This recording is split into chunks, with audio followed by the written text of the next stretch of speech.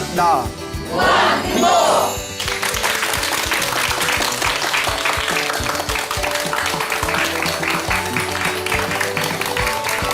예, 만나서 반갑습니다. 예, 광우 스님이라고 합니다. 예, 그 부처님 당시에 삼형제가 살고 있었다고 합니다. 예, 삼형제가 살고 있었는데요. 이름을 잘 들어야 나중에 안 헷갈려요. 첫째가 마하깔라. 벌써부터 헷갈리나요? 예? 둘째가 마찌마깔라. 네. 셋째가 쫄라깔라라고 했답니다. 예, 그래요. 뭐 일단 헷갈리지 않게. 예, 자, 근데 여기서 여러분들은 마하깔라와 쫄라깔라, 첫째와 막내 이 두 명의 이름만 기억하시면 됩니다. 자, 오늘의 이야기는 이제 마하깔라와 그 동생인 쫄라깔라의 그런 이야기로 이제 첫 번째 이야기를 시작하도록 하겠습니다. 그 마하깔라와 이제 쫄라깔라가 굉장히 큰 부자였습니다. 이제 상인이었대요. 그래서 이제 500대 수레에 상품을 싣고 물건을 싣고 이렇게 인도의 전역 도시를 다니면서 이제 물건을 파는 대상인이었대요. 옛날에 500대면 엄청난 거예요. 네. 지금을 치면 뭐 엄청난 유통기업 정도 되겠죠. 하루는 이제 500대 그 물건을 싣고 도시를 다니면서 이제 장사를 하다가 부처님이 계시는 제따와나 사원 근처에 잠시 머무르게 됩니다. 그리고 이렇게 그곳에서 쉬고 있는데 사람들이 꽃과 향과 음식을 가지고 다들 줄지어서 환하게 웃는 얼굴로 어딘가를 가고 있더래요. 저 사람들 어딜 저렇게 꽃하고 향하고 음식을 가지고 저렇게 즐겁게 콧노래를 부르면서 다들 어딜 가지? 지나간 사람을 붙듭니다. 어디 가십니까? 라고 질문을 던지니까 부처님의 설법을 들으러 사원에 가고 있습니다 라고 하더래요. 그래서 부처님의 설법을 듣는다라는 이야기를 듣는 순간 몸에서 엄청난 짜릿한 흥분과 기쁨이 솟구쳤다고 합니다. 그냥 그 이야기를 듣는 것만으로. 그걸 우리 불교에서는 전생에 성근이 있다라고 표현을 합니다. 전생에서부터 수행을 한 사람이다. 여러분들도 불교 우리 그 부처님 그 광우 스님 저기 설법 들으러 우리 BTN 가자라는 얘기 듣는 순간 몸에서 전기가 흐르셨나요? 네. 아닌가 아는데. 예, 그래요. 여하튼 그래서 어떻게 몸에서 싹 이렇게 전기가 흐른 걸 느끼면서 너무 기쁜 마음에 자기도 이제 따라갑니다. 다 이제 따라가는데 그 가니까 수많은 사람들이 이제 다 모여 있는 거예요. 그래서 부처님께서 그 중생들의 수준에 맞춰서 그 자세하게 설법을 하는 것을 뒤에서 가만히 듣다가 마음에 아주 강렬한 믿음이 솟구치게 됩니다. 그 부처님의 설법이 끝난 뒤에 문득 이런 생각을 합니다. 어차피 사람이 영원히 살 수 없다.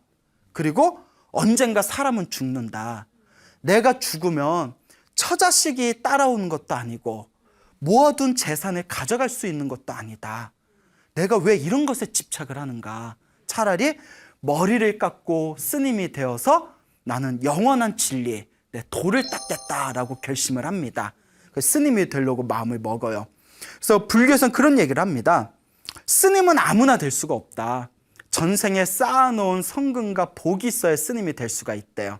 그러니까 여러분들도 스님이 되고 싶다고 해서 딱 스님이 될 수 있어요? 없어요? 없어요. 별로 되고 싶은 마음도 없지만 그렇죠 여러분. 스님 뭐 딱히 되고 싶은 마음도 없어요. 아마 이러겠지만 어쨌거나 불교에서는 스님이 된다는 거는 전생에 일단 복이 많아야 스님이 될 수 있다고 합니다. 그래서 우리 어른 스님들께서 항상 하시는 말씀이 전생에 복이 있어서 스님이 된 거니까 이번 생에 열심히 수행하고 복 까먹지 말아라. 이런 이야기를 자주 하셨죠. 어쨌거나 부처님의 설법 한 번에 스님이 되기로 마음을 먹습니다. 그 부처님께 다 찾아갑니다. 설법이 끝난 뒤에. 그때는 굉장히 행복했을 것 같아요. 우리는 부처님에 대한 모든 이야기를 책을 통해서 이야기를 통해서 알 수 있잖아요. 근데 그 당시에는 이렇게 설법 듣다가 설법이 끝나면 바로 부처님 가서 상담도 할 수 있고 그렇잖아요. 부처님하고 이야기도 할 수 있고 부처님한테 공양도 올릴 수가 있고 그래서 그 당시에는 참 행복했겠다라는 그런 이제 불자로서 그런 생각이 듭니다. 부처님께 거룩하신 세존이시여 부처님이시여 저도 머리를 깎고 출가하고자 합니다. 받아주십시오. 그러니까 부처님께서 이와 같이 말씀하십니다. 혹시 집안 식구들에게 이야기는 하고 왔냐? 집에서 해결해야 할 것이 있다면 다 해결하고 온 것이냐라고 이제 질문을 던지십니다. 그러니까 실은 제가 장사를 하고 있었는데 그 지금 장사하고 있는 곳에 제 또 동생이 있습니다. 그러니까 부처님께서 그 동생에게 이 말을 전하고 와라. 깨끗하게 해결할 것이 있으면 해결하고 오너라라고 이제 돌려보내십니다. 그래서 이제 마하깔라가 막내인 쫄라깔라를 찾아가서 이 500대 술에 내 모든 재산을 다 네가 다 가져라. 그거 동생이 싫지는 않아요. 예, 그렇죠? 다 이 재산을 주겠다니까. 근데 의아한 겁니다. 형님 왜 그러십니까? 세상이 더덥고 무상하구나. 나는 영원한 진리를 위해서 출가하겠다. 그러니까 동생이 형님이 가시면 이 다 잘 되고 있는 사업 이거 어떡합니까? 형님 아니면 저 혼자서 다 꾸려나가기 힘듭니다. 형님 그러지 말고 이 세속에서 쾌락을 누리면서 사는 것도 나쁘지 않습니다. 그러니까 이제 다 마하깔라 이 맏형에 모든 것이 더덥구나. 이 재산은 네가 다 가져라. 나는 이제 너에게 전해야 될 건 다 전했으니 나는 출가하겠다. 그러면서 이렇게 이야기를 합니다. 내 아내들에게 전해다오. 그대들도 각자 원하는 재산을 가지고 마음껏 떠나고 싶은데 떠나라 라고 전해다오라고 부탁을 합니다. 여기서 이제 유의할 점이 아까 삼형제라고 했지 않습니까? 막내인 쫄라깔라는 부인이 2명이 있었답니다. 네. 그리고 둘째인 마지마깔라는 부인이 4명이 있었답니다. 예. 자, 그러면 장남이 마하깔라는 부인이 몇 명 있을까요? 그렇죠. 248입니다. 예? 248. 8명의 부인이 있었답니다. 예? 어떻게 그렇게 골랐을까? 8명. 감당이 될까요? 예? 야, 여하튼. 그래서 내 8명의 부인에게 예? 전해라. 라고 이제 말을 남긴 뒤에 이제 호련히 부처님의 곁으로 가서 머리를 깎고 출가합니다. 그리고 막내 쫄라깔라도 급히 자기가 처리해야 될 걸 다 깨끗하게 처리한 뒤에 집안에 알리고 급히 형을 따라서 머리를 깎고 스님이 됩니다. 막내도. 막내는 왜 출가했을까요? 형을 꼬들겨서 형을 다시 세속으로 돌려보내야지. 내 기회를 놀려서 뭐하러 빡빡 깎은 중이대 막 이러면서 내가 다시 세속으로 보내야지 하고 이제 같이 따라간 거예요. 그래서 옛말에 친구 따라 어디 간다? 친구 따라 강남 가고 형 따라 어디 간다? 절에 간다라는 말이 그래서 이제 생긴 게 아닌가 싶습니다. 그런 말 처음 들어보시죠? 네. 제가 만든 말이에요. 예, 그래요? 자, 어쨌거나 이제 마하깔라는 출가를 한 뒤에 너무나 수행을 하고 싶어서 출가한 것이기 때문에 오로지 마음에 수행 생각뿐이 없어요. 그래서 부처님께 질문을 던집니다. 거룩하신 부처님, 머리를 깎고 출가한 스님은 어떤 길을 걸어야 됩니까? 그 부처님께서 이와 같이 말씀하십니다. 크게 2가지 길이 있다. 경전을 공부하면서 학문을 닦거나 교리를 공부하거나 마지막 하나는 마음을 닦아서 깨달음을 얻는 거다. 명상, 참선을 하는 것이다. 그러니까 곰곰이 마하깔라가 생각을 하더니 다음과 같이 얘기합니다. 저는 나이가 많이 늦게 출갔기 때문에 지금 책을 봐도 늦을 것 같습니다. 그러니 부처님이시여, 저는 지금부터 마음 닦는 수행을 해서 깨달음을 얻겠습니다. 부처님께서 허락을 합니다. 그 마하깔라가 선택한 수행법은 부처님의 수많은 수행법 중에서 부정관이라는 수행법을 닦습니다. 부정관은 깨끗하지 않은 것, 더러운 것을 관하는 수행법이에요. 더러운 것 중에서 무엇을 관하냐면 시체를 관해요. 뼈를 관해요. 그러니까 이거는 좋은 스승 밑에서 닦아야지 절대 혼자 하면 안 되는 수행입니다. 그래서 지금도 스님들이 지금 그 수행은 안 하고 있는데 부처님 당시에는 시체나 썩어가는 그런 어떤 송장이나 백골, 뼈를 바라보면서 마음을 닦는 수행법이 있었어요. 무엇인고 하니 마음의 모든 욕망과 집착을 끊어내는 수행법이에요. 우리는 항상 깨끗하고 좋은 걸 보면 갖고 싶다라든가 누리고 싶다는 생각이 들잖아요. 근데 썩어가는 시체와 더러운 것을 바라봄으로써 내 마음에서 무언가 집착하고 있는 번뇌와 갈등과 욕정을 끊어내는 수행법이 부정관 수행법입니다. 그래서 부처님 당시에는 이 부정관 수행법을 닦기 위해서 공동묘지에서 수행을 했답니다. 공동묘지에 가면 뭐가 있어요? 시체가 있잖아요. 시신이 있잖아요. 그래서 다 공동묘지에 가요.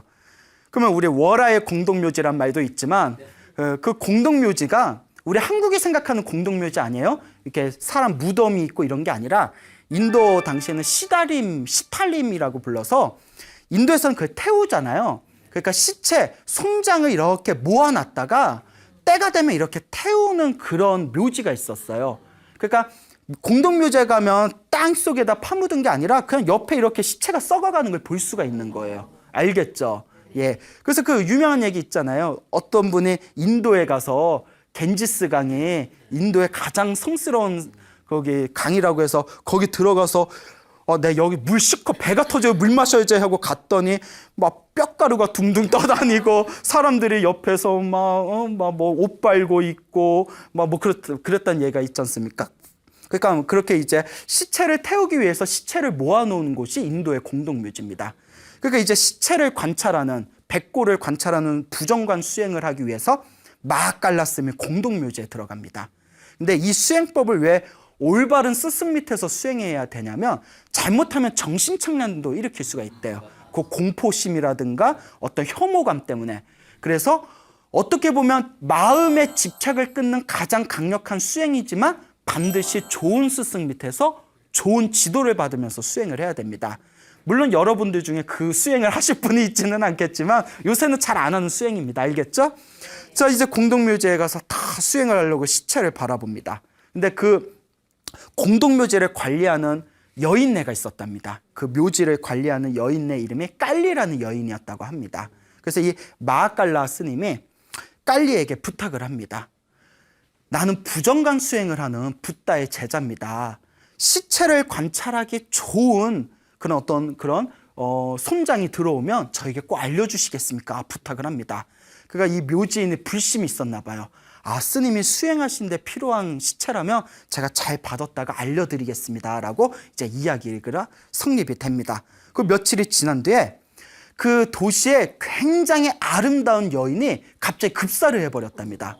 그래서 급하게 공동묘지로 왔는데 시체인데도 너무 예쁘더래요. 네, 시체인데도 너무 예뻐. 시체를 보고 예쁘다는 표현이 저는 이해가 안 되지만 책에 일단 그렇게 나옵니다. 엄청 예뻤나 봐요. 딱 그 예쁜 아름다운 시체의 여인의 시체를 보고 이거다. 우리 스님한테 이 시체를 보여주면 이 부정관 수행을 하기에 딱 좋겠구나 하고 스님을 모셔옵니다. 그러니까 스님이 딱 봐요. 참 좋습니다. 그리고 머리끝에서 발끝까지 그 여인의 시체를 샅샅이 이렇게 봤대요. 남들을 보면 변태인 줄 알 거야. 네? 네? 그렇잖아요. 이렇게 막 이러면서 이렇게 봐요. 네? 싹 봤대요. 응? 머리끝에서 발끝까지. 왜 웃지? 네? 응? 그래서 이제 싹 본 뒤에 이 시체를 태울 때 저를 불러주십시오 부탁을 합니다. 그리고 이제 고요히 스님은 이렇게 명상을 하고 있다가 그 깔리라는 여인이 스님 이제 이 시체를 태울 겁니다. 어서 오시지요 라고 이야기를 합니다. 그래서 스님이 다 마하칼라 스님이 가서 그 화장대 위에서 활활 불타오르는 그 아름다웠던 여인의 몸을 가만히 관찰을 합니다. 그러니까 처음에 굉장히 아름다운 시체지만 아름다운 몸이었잖아요. 그 불길에 의해서 쪼그라들고 터지고 불타서 그 뼈가 드러나고 그 흉측스럽게 변하는 그 모습을 하나하나 관찰을 합니다. 그 이와 같이 생각을 합니다. 저토록 아름다웠던 몸도 결국은 죄가 되어 사라지는구나. 그 무엇에 집착하랴. 그리고 태어나고 늙고 병들고 죽는 그 이치를 시체가 불타는 걸 보면서 여실하게 바라봅니다. 가만히 바라보면서 문득 예전에 부처님께서 알려주셨던 부처님의 개송을 하나 떠오릅니다. 그 개송이 다음과 같습니다. 모든 이루어진 것들은 언젠가 흩어져서 사라진다. 끊임없이 일어났다가 사라진다. 일어나고 사라지는 이것을 고요히 하면 진정한 행복이 찾아온다. 라는 개성을 다 음미하면서 그 시체가 다 뼈만 남고 점점 재가 되는 걸 바라보면서 드디어 마음속에 모든 욕망과 번뇌가 사라진 위대한 성자 아라한이 됩니다. 아라한, 모든 번뇌가 사라진 위대한 성자라는 뜻이죠. 이제 아라한이 된 마하칼라는 드디어 그토록 자기가 원하던 삶과 죽음을 벗어난 영원한 진리를 체득하게 됩니다. 형이 마하갈라가 아라한이 된 이 와중에서도 우리의 동생 쭌라갈라는 정신을 못 차리고 있습니다. 어떻게 해야 형을 다시 돌려보낼까? 그러니까 절에 오니까 재미가 있어요, 없어요? 수행할 생각도 없지. 예? 그렇죠. 뭐 놀지도 못하게 하지. 예? 맨날 알아들을 수 없는 막 경전 읽으라고 하지. 예? 명상시킨다고 앉혀놓고 병만 보라고 하지. 그냥 돌아버리겠는 거예요. 내가 여기 왜 있지? 예? 그러니까 이제 하여튼 절에서도 이제 문제아가 됩니다. 쭌라갈라 스님이. 하루는 이제 부처님께서 아라한이 된 마하갈라 스님과 그 동생이 말썽꾸러기 쭌라갈라 스님과 그리고 수많은 스님들을 데리고 이제 유행을 나갑니다. 만행을 나가세요. 그러다가 우연히 마하갈라 스님과 쭌라갈라 스님의 옛날 고향이었던 숲 근처에서 잠시 머무르게 됩니다. 이 소식이 고향집에 알려지게 되니까 난리가 난 거예요. 특히 쭌라갈라에게 몇 명의 부인이 있었다고 했죠? 그렇죠. 기억하시네요. 2명의 부인이 이때가 기회다. 그래도 부부 관계가 굉장히 돈독했나 봐요. 그 기다리고 있었던 거 보면 야, 여기 근처에 왔대. 우리가 꾀를 내자. 그래서 일부러 부처님과 부처님의 제자를 자기들 집에 모셔서 공양을 올리기로 약속을 합니다. 스님들 부처님 모시고 저희 집에 오셔서 저희가 공양을 올리겠습니다. 그리고 이제 부처님과 스님들이 오실 자리를 다 이렇게 자리를 배열을 다 바꿔놔요. 불교에서는 좌차라고 해가지고 좌차, 앉는 차례가 있어요. 부처님을 첫째로 해서 먼저 출간 순서대로 앉거든요. 근데 이 좌차를 이렇게 다 헝클어뜨립니다. 스님들 관계에서는 그 좌차를 엉터리로 배열하면 굉장히 예의에 어긋나는 거예요. 모르고 하면 그럴 수도 있지만. 그래서 부처님 규칙에는 혹시 신도가 좌차를 모를 수 있으니까 공양 가기 전에 대표로 스님 한 분을 먼저 보내서 그 자리 배열을 시키는 게 부처님의 규칙입니다. 신도가 모를 수도 있으니까 먼저 가서 한번 살펴봐라. 근데 부처님께서 쭌라갈라 집에 누구를 보냈을까요?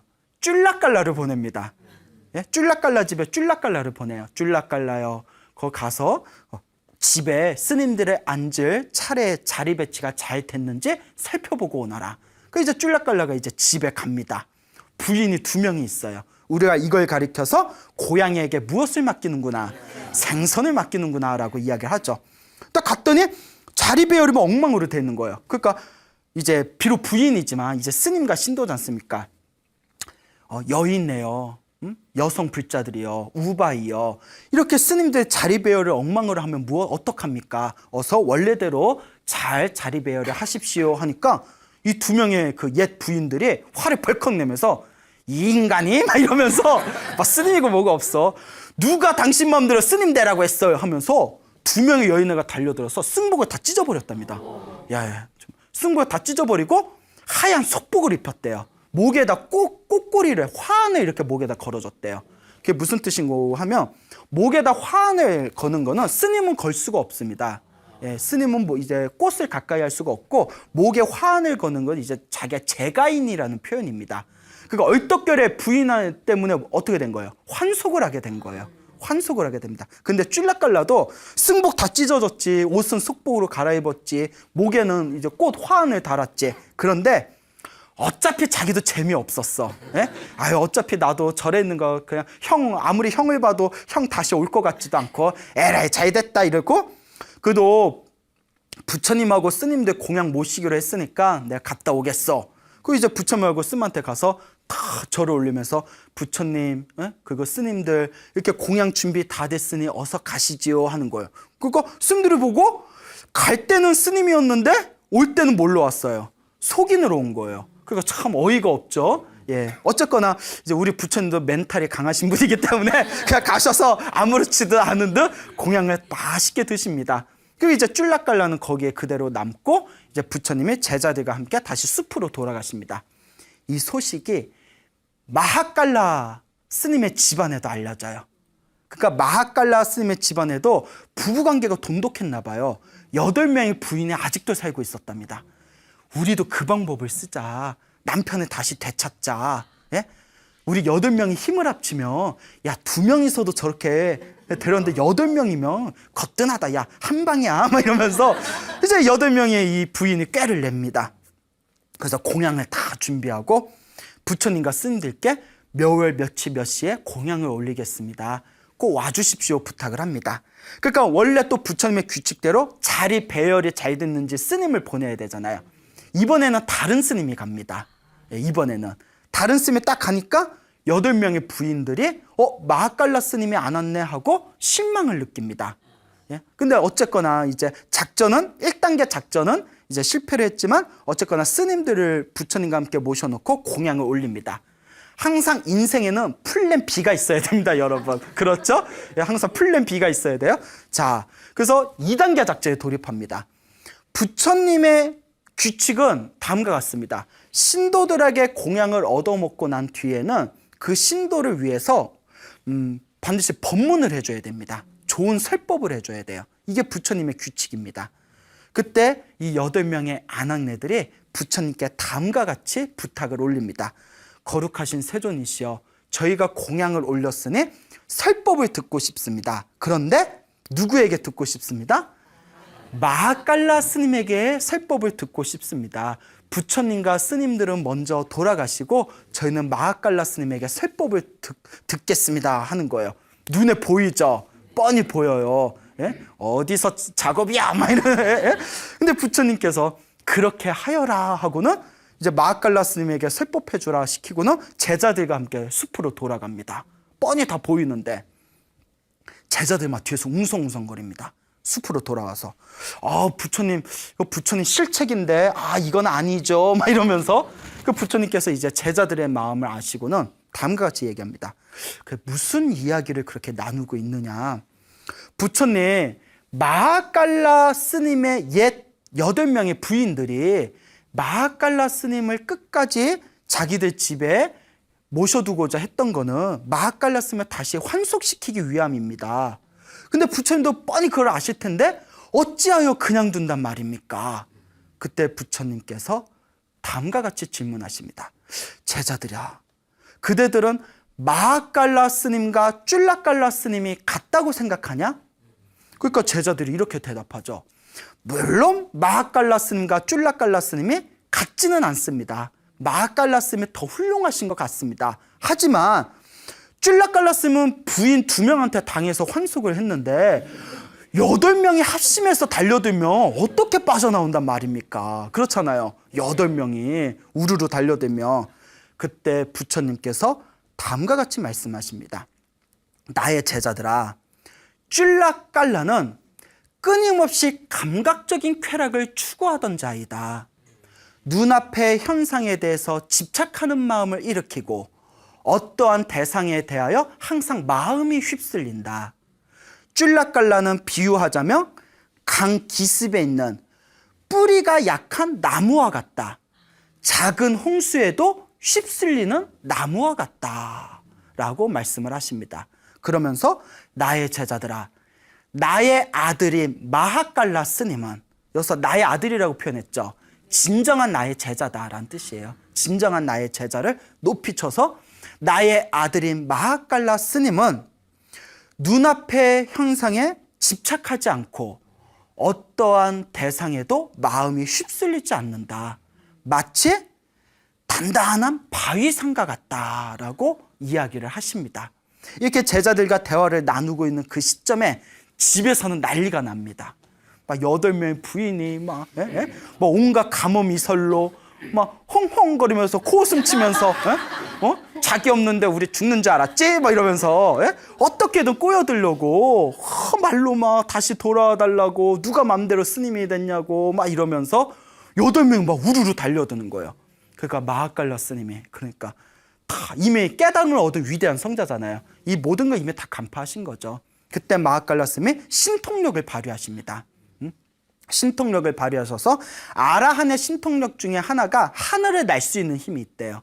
하늘을, 공중부양, 하늘을 날 수 있는 힘이 있답니다. 그래서 지붕을 뚫고 하늘을 날라서 부처님이 계신 숲에 다 내려왔답니다. 그리고 부처님 있는 숲에 딱 내려와서 거룩하신 세존이시여 제가 잠시 지체했습니다 하면서 부처님께 다 삼배를 올립니다.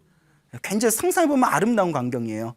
예? 하늘을 날라서 부처님이 기다리고 계신 숲속에 내려와서 제자가 잠시 늦었습니다 하면서 딱 삼배를 올렸을 때, 그리고 다른 제자들의 마하깔라 스님이 당당하게 하늘에서 다 내려온 모습을 보고 다들 기쁨에 넘쳤을 때 부처님께서 다음과 같은 개송을 읽습니다.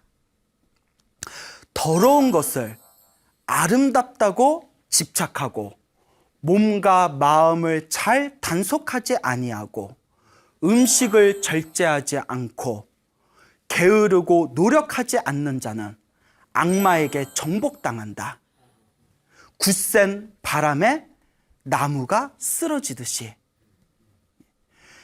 아름다운 것에 집착하지 않고 몸과 마음을 잘 단속하고 음식을 절제하고 믿음이 깊고 노력하는 자는 결코 악마가 정복할 수 없다. 바람에 바위산이 흔들리지 않듯이 라는 개송을 읽습니다. 여기서 말하는 악마는 우리 마음의 욕망을 뜻합니다. 우리 마음의 욕정을 뜻하는 거예요. 쫄라깔라 스님은 그 두 명의 아내에 의해서 결국 자신의 마음의 악마에게 당합니다. 욕망에 지는 거죠. 하지만 우리의 마하깔라 스님은 8명의 어여쁜 아내들이 아무리 유혹하고 잡으려 했지만 여기서 하늘을 날고 공중을 날아서 부처님의 곁에 돌아갔다는 것은 또 하나의 상징적 표현이 있습니다. 하늘을 날아 탈출하듯이 그 모든 욕망에서 훌훌 털어버리고 나올 수 있었다라는 또 하나의 표현이 될 수 있는 것이죠. 굉장히 아름다운 이야기지 않습니까?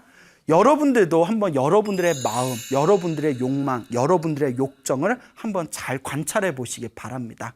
그것을 지혜롭게 극복했을 때 우리의 삶이 조금 더 풍요롭고 아름다워질 수 있을 것이라고 우리 부처님께서 항상 말씀하셨습니다. 금방 이제 마하깔라 스님과 쫄라깔라 스님이 이 부인들 때문에 공경을 당할 뻔한 이야기 혹은 공경을 당한 이야기에 대해서 말씀을 드렸습니다. 그래서 이건 여담인데 부처님 당시에 수많은 엘리트들과 수많은 귀족의 가문의 젊은이들이 부처님께 출가를 합니다. 그러다 보니까 젊은 사람들이 많이 출가를 하다 보니까 그 중에서도 엄청 잘생긴 제자들이 많았대요.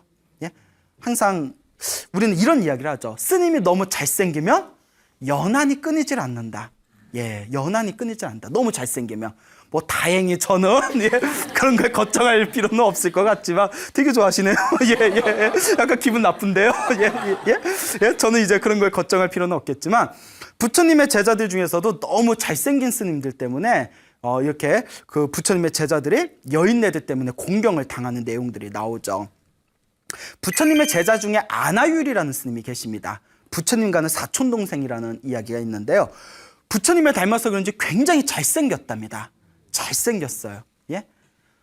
그 경전에서도 엄청나게 잘생겼다고 표현이 되어져 있는데 이 아나율 스님이 딱 탁발을 하기 위해서 거리에 나가서 딱 걸식을 하면 그 도시에 있는 처녀들이 다들 벙어리 냉가슴을 앓았대요. 아까워라. 어쩐 스님이 저렇게 잘생겼을까. 그래요. 예. 저한테는 다 남 얘기 같아요. 예. 그래서 어쨌거나 이 아나율 스님이 하루는 이제 탁발을 나가는데 되게 늦은 밤이었답니다. 사원으로 돌아가기가 어려워서 어느 신도집에 머무르려고 어느 여인네 집에 찾아갑니다. 여인네 집에 찾아가서 제가 지금 머무를 곳이 없는데 여기 제가 뭐 방도 필요 없고 여기 집 안에 한 구석 공간만 주신다면 여기서 제가 조용히 명상하다가 날이 뜨면 가겠습니다. 이렇게 얘기를 했어요. 근데 하필이면 고른 집도 아주 음탕한 여인의 집이었대요. 그래야 이야기가 되니까. 그래야 이야기가 좀 펼쳐지죠. 아주 음탕한 여인의 집에 또 알고 갔을까 모르고 갔을까. 예. 모르고 갔자 뭘 알고. 성격 이상하시네.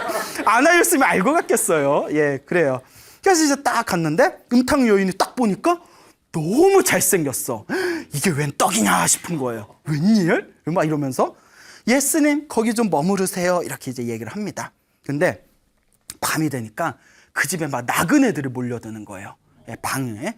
그 나그네들이 자꾸 몰려드니까 이제 방이 부족하잖아요. 그 음녀가 스님 불편하실 텐데 이쪽으로 좀 들어오세요, 들어오세요, 들어오세요 하다가 자기 방까지 끌어들입니다. 예? 딱 마지막 갔더니 그 음탕한 여인네 방인 거예요. 그 스님이 다 이렇게 참선 앉아서 앉아 있으니까 갑자기 시님 이러면서 막 이렇게 유혹을 하는 거예요. 시님, 시님 막 이러면서. 예? 예? 그러니까 되게 좋아하시네. 응? 그러니까 막 유혹을 하는데 우리의 아나율 스님이 거기에 속아요, 안 속아요? 안 속죠. 속았으면 불교가 지금까지 못 전해지죠. 예? 우리의 부처님의 제자들이. 예? 그래서 다 여법하게 명상을 하면서 그 어떠한 상황에도 흐트러짐 없는 모습을 보입니다. 이 여인네가 밤을 새워서 유혹을 했대요. 아, 여자도 힘이 좋아. 밤을 새워서 유혹을 해도 무슨 목석 같더래요. 예? 이쯤 되면 사람이 아니라 바위야, 바위. 나무야. 그때 호련히 이렇게 거룩한 스님을 내가 유혹하려고 했더니 정말 내가 나쁜 여자였구나. 그리고 그 자리에서 아나율 스님에게 삼배를 올립니다. 예, 가마가 된 거예요. 자기가 타고난 미모로 세상에 어떤 남자도 유혹을 못할 남자가 없다고 믿었는데 그 아나율 스님의 그 반듯한 수행의 자세에 가마가 돼서 아나율 스님한테 삼배를 올리고 아나율 스님의 그리고 부처님의 신도가 됐답니다. 대단하죠? 이 소식이 싹 퍼집니다. 싹 퍼지는데 한쪽에서는 아나율 스님을 크게 칭찬을 하고 역시 부처님의 수제자답다 칭찬을 하고 한쪽에서는 에이 예? 남녀가 한 방에 있었는데 뭔 일이 있었는지 어떻게 알아? 막 이러는 거예요. 그렇죠? 예? 어떻게 알아? 이 이야기가 부처님의 귀에 탁 들어갔을 때 부처님의 아나율 스님을 부릅니다. 그리고 신랄하게 꾸짖습니다. 그대가 유혹에 넘어갔냐 안 넘어갔냐? 나는 당연히 너의 수행의 힘을 알기 때문에 당연히 유혹에 안 넘어갔을 거라는 걸 나는 알고는 있다. 하지만 어찌하여 중생들에게 의심할 거리를 주느냐? 예? 왜 중생들에게 의심할 거리를 주느냐 하시면서 그래서 아나율스 때문에 만들어진 계율이 한방에 여인과 함께 잠자지 말아라 라는 그냥 같이 있지 말아라. 한방에 여인과 단둘이 같이 있지 말아라 라는 계율이 생기게 됩니다. 동숙하지 말아라. 함께 잠자지 말아라. 무슨 말인지 아시겠죠? 라는 이야기가 생기게 되었죠. 참 우리 부처님 꼼꼼하시죠? 참 꼼꼼해. 예? 여인네와 길동무하지 말아라 라는 계율이 그래서 생기게 되죠. 자, 이와 같이 부처님의 그 경전이나 부처님의 계율에 대해서 담겨져 있는 율장을 보면 이렇게 재미난 이야기들이 굉장히 많습니다. 또 우리나라의 가장 큰 스님으로 알려지신 분 중에 한 분이 여러분 우리나라를 대표하는 가장 큰 스님 하면 딱 누가 떠올라요? 역사를 통틀어서. 네? 그렇죠. 야, 원효 스님을 기다렸습니다. 예, 원효 스님. 우리나라에서 최고의 큰 스님을 꼽으라면 아무래도 원효 스님을 가장 영순위에 올릴 정도로 원효 스님의 영향이 엄청나게 큽니다. 이 원효 스님께서 그 중국의 당나라의 유학길 가는 길에 그 해골물을 마시고 일체 유심조, 아, 모든 게 다 마음이 만든 것이구나 라는 걸 깨닫고는 그 해골물 때문에 깨달음을 얻지 않습니까? 그렇죠. 그리고 이제 신라 땅으로 다시 돌아와서 이제 중생들을 제도하는 그런 어떤 길에 들어서시게 됩니다. 근데 이 원효 스님께서 요석공주와 이제 동침을 하세요. 그렇죠. 그리고 누구를 낳죠? 설총을 낳습니다. 근데 이제 우리 불교계에서는 그렇게 가르칩니다. 원효 스님이 요석공주와 동침을 해서 설총을 낳은 게 중생의 어떤 욕정에 의해서 한 게 아니라 원효 스님이 미래를 생각하고 당신이 만들어 놓은 당신의 어떤 거대한 계획이었다. 뭔가 깊은 뜻이 있어서 그런 거다라고 이제 옛날부터 우리 불교의 선지식들은 원효 스님이 절대 욕망에 휩쓸려서 그런 짓을 한 게 아니다. 이렇게 말씀을 하시죠. 그래서 원효 스님은 스스로 파괴를 한 뒤에 나는 파괴를 했으니 스님이 아닙니다 해서 스스로를 복성거사 혹은 소성거사라고 불렀어요. 스스로를 거사라고 불렀습니다. 그러니까 엄밀히 따지면 우리가 원효 스님이라고 하면 안 돼요. 뭔지 알죠? 스스로 파괴를 하고 거사라고 칭했기 때문에. 그런데 그분의 살아온 삶이 너무나 거룩하고 우리 불법을 세상에 널리 알리는 큰 공헌을 했기 때문에 엄밀히 말하면 스님이라고 붙일 수는 없지만 정말 스님 같은 삶을 사셨다 해서 우리가 예의상 뭐라고 붙인다? 스님이라다, 원효 스님이다라고 하지만 엄밀히 말하면 스님이라고 붙이면 안 된다고 합니다. 대신 뭐라고 해야 되냐면 원효 보살이라고 불러야 됩니다. 뭐 관세음 보살, 문수 보살처럼 원효 보살. 보살이라는 말에는 출가자와 제가자를 다 통틀어서 쓸 수 있는 표현이거든요. 그러니까 그냥 상식 삼아서 알아두면 되겠죠. 이 원효 스님이 그렇게 이제 설총을 낳은 뒤에 이제 저 어느 산 중에 깊이 들어가서 움막 하나, 초막을 하나 지어놓고 거기서 맹렬하게 수행을 시작합니다. 다시 이제 스스로 내공을 채우는 깊은 수행을 닦게 되는데, 하루는 비가 폭우가 막 쏟아지는 날에 이렇게 이제 수행 참선을 하고 있는데 똑똑똑 하는 소리가 들려요. 웬 여인네가 스님 문 좀 열어주세요 이러는 거예요. 그 스님이 놀라가지고 우리 같으면 뭐야 이랬을 텐데, 그 문을 여니까 웬 또 여자도 예뻐, 아리따운 여인네가 또 비가 왔잖아. 옷이 우와 그냥 쫙 붙어가지고, 스님 길 가는 여인네인데 길을 잃어서 비를 맞았습니다. 밤이 늦었으니 저 좀 재워주십시오 이러는 거예요. 그 스님이 어떻게 해요? 혼자 사는 스님이지만 자비심으로 그러면 들어오시죠 하고 이제 방으로 안내를 해요. 그 이제 불을 피워줘서 몸을 좀 말리시죠 이러고, 원효 스님 딱 벽을 보고 앉아 있는데 자꾸 이 여인네가 자꾸 막 앓는 소리를 하는 거예요. 막 신음소리를 내면서 스님 비를 너무 맞았더니 몸에 냉기가 들었나 봅니다. 이러다 저 큰일 나겠습니다. 저 몸 좀 주물러 주십시오 이러는 거예요. 헐 뭐야? 기가 막혀 스님한테. 그래서 이제 원효 스님이 나는 출가자요. 출가자는 절대 여인네의 몸에 손을 대지 않습니다. 스님은 자비심도 없습니까? 근데 다 죽게 사람이 죽게 생겼는데, 예? 스님의 본분은 자비 아닙니까? 그 원효 스님이 또 말은 잘하네. 말은 잘해. 그 자비심 그러네. 그러면 내가 좀 주물러 주겠어. 이제 그러니까 꼼지락꼼지락 주물러 주는데 이 여인네가 얼굴에 철판을 깔아가지고 여기도 주물러 주세요, 저기도 주물러 주세요, 그 온몸을 다 주물러 주세요 이러는 거예요. 그 원효 스님이 계속 주물렀어요. 계속 하염없이. 그리고 날이 샜대요. 날이 샜는데 더 무서운 게 아무 일도 없었대요. 그게 더 이상해. 아무 일도 없었어 둘이. 원효 스님이니까 아무 일도 없었어. 근데 이제 손가락은 아프겠죠. 하루 종일 주물러줬으니까. 그 일당으로 치면 얼마야 안마비. 원효 스님이 이제 내 이상한 여자 만나가지고 내가 다 죽게 생겼네 이래가지고, 이제 내가 몸이 다 말랐고 해도 떴으니까 이제 가시오 해서, 자기는 이제 너무 더워가지고 그 다 폭포수에 나와서 폭포수에서 다 폭포를 맞으면서 계곡물에 이제 몸을 씻고 있었대요. 근데 여인네가 가란 데는 집은 안 가고 갑자기 딱 나타나더니 스님 물이 어쩜 이렇게 맑아요 하면서 저도 같이 씻어요 하면서 옷을 훌러덩 벗더니, 야 리액션 좋아. 이런 얘기 좋아하는구나. 옷을 훌러덩 벗더니 계곡물에 풍덩하고 들어오더래요. 같이 씻자고. 원효 스님이 다 보는 거예요. 그러더니 다음과 같은 개성을 씁니다. 심생즉 종종 법생, 심멸즉 종종 법멸이라. 마음이 일어나니 갖가지 모든 현상이 일어나고, 마음이 사라지니 갖가지 모든 현상이 사라진다네. 마음 따라 현상이 일어나고 마음 따라 현상이 사라지는구나 하고 개성을 풀면서, 나는 모든 욕망에 더 이상 걸림이 없구나. 내 마음은 자유자재하도다 라고 한마디를 딱 내뱉었대요. 그때 여인이 다 미소를 지으면서 번쩍 하더니 관세음보살로 변하더래요. 그 관세음보살님이 다 미소를 짓더니 호련히 사라지더래요. 그때 원효 스님이 딱 머리에 번쩍하면서, 관세음보살이 나를 시험해보러 왔구나. 내 수행이 어떤가 시험해보러 왔구나.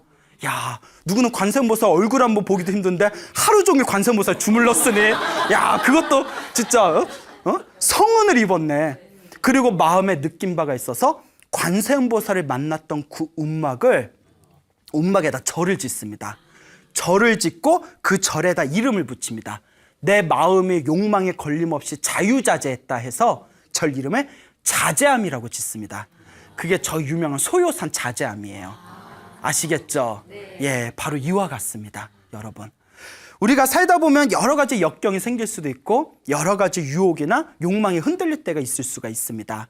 여러분, 아까 말씀드린 마하깔라 스님과 아나율 스님과 우리 한국의 성자이신 원효 스님의 이야기를 통해서 여러분들도 다 내가 만든, 마음이 만든 환상이구나 라는 마음으로 열심히 기도하시고 복을 지어서 여러분들의 운명을 아름답게 바꿔나가시기를 바랍니다. 마음의 환상에 속지 않으면 우리는 진정한 자유를 얻게 될 것입니다.